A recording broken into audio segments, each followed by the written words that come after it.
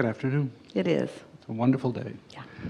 And it's wonderful to be here with you and with all these wonderful co-creators. They're trouble. They're just trouble. They are trouble. Well, I love them all. I have a few things. One, which was something How's that the sound? Are occurred you to me. hearing clearly? Everything good? Okay. In dealing with things, I try to be aware of my feelings. I try to be aware of, now especially, negative emotions. I've actually started to really more focus in on catching those so that I can make adjustments and to use them.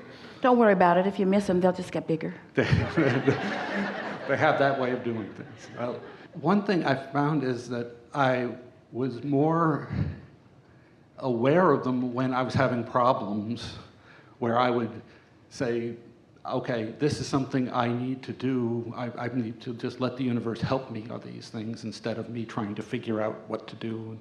And that was a great way to become aware of the issue, but then let it go. Do you think that you are less aware, or do you think that you're more often going with the flow? That's probably more the case, yes. Probably more. That's what we are reading with you, because here's the way your emotions work, and of course you know that, but we're going to speak it here because we are fine-tuning this understanding with your important question.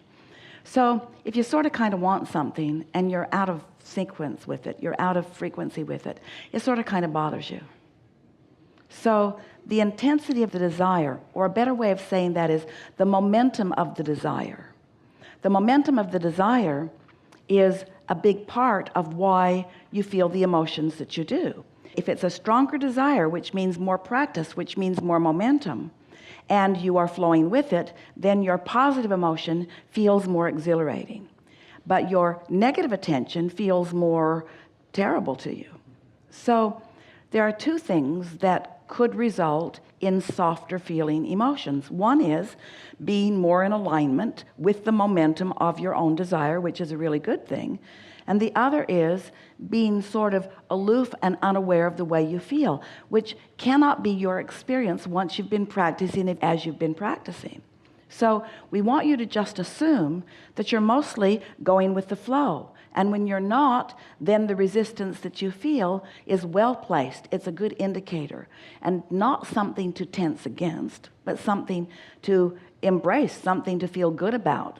In other words, mostly going with the flow. And when you're not, then the resistance that you feel is well placed. It's a good indicator, and not something to tense against, but something to embrace, something to feel good about. In other words, don't you want guidance about where you're going? Absolutely. Esther does. She wants guidance. She wants it with her navigational system in her car.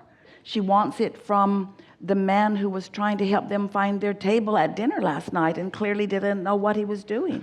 And so they walked around the entire dining room as he was looking at some sort of map and trying to figure out where it was that they were supposed to sit. Meanwhile, they'd waved at their friends. They knew where they were supposed to be, but they thought maybe this parade is important on some level. See where it goes. And what